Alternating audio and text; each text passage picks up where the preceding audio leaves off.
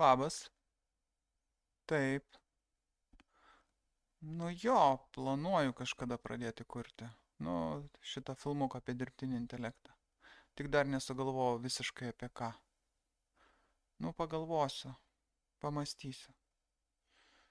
Gerai, iki.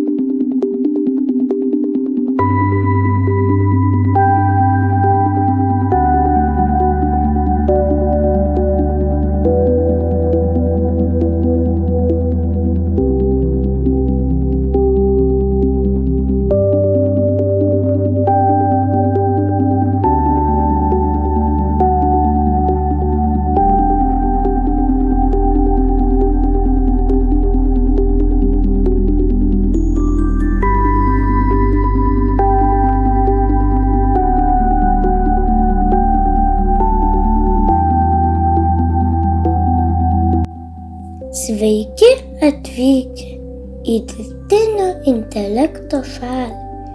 Čia gyvena ypatingi padėjėjai. Jie moka kalbėti, piešti, kurti muziką ir netgi sukurti filmukus. Įsivaizduokite šią šalį kaip debesyse plūduriuojančias salas. Kiekviena sala turi savo paskirtį. Vienoje dirba kalbos išminčiai, kitoje vaizdų kūrėjai, dar kitoje garso burtininkai ir visos jos kartu padeda žmonėms kurti stebuklus. Šioje saloje dirba kalbos išminčiai. Jie atsako į klausimus ir pasakoja istorijas. Čia dirbtinis intelektas kuria vaizdo įrašus nuo pasakų iki animacijos. Šioje vietoje gimsta balsai, muzika ir garsai.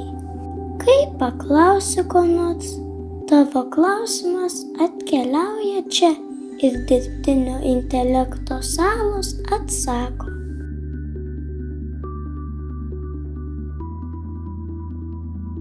Per kūrybinių technologijų užsiėmimus Bit and Byte akademijoje sužinosi ne tik, ko galima paklausti, bet ir kaip paklausti. Jau tuoj netrukus su mentoriais kibsite į darbus, o aš su jumis kol kas atsisveikinu. Iki pasimatymo. Ate.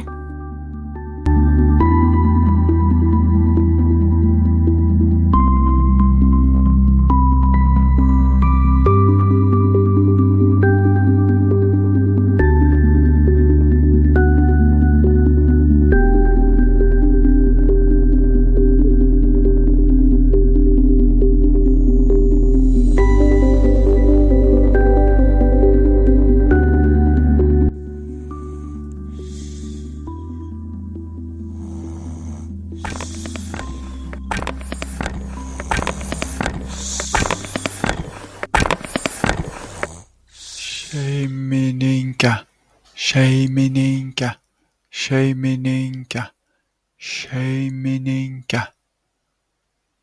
Virtuvėje kiaušinius prisvilinau.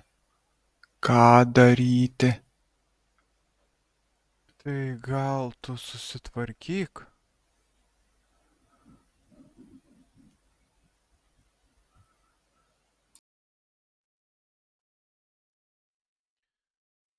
Niekaip nesutvarko pats.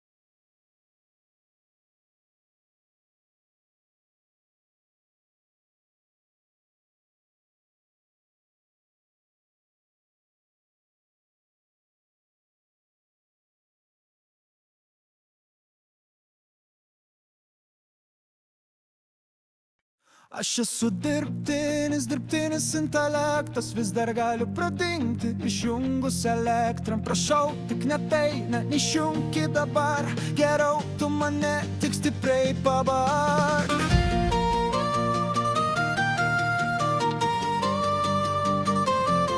Hey!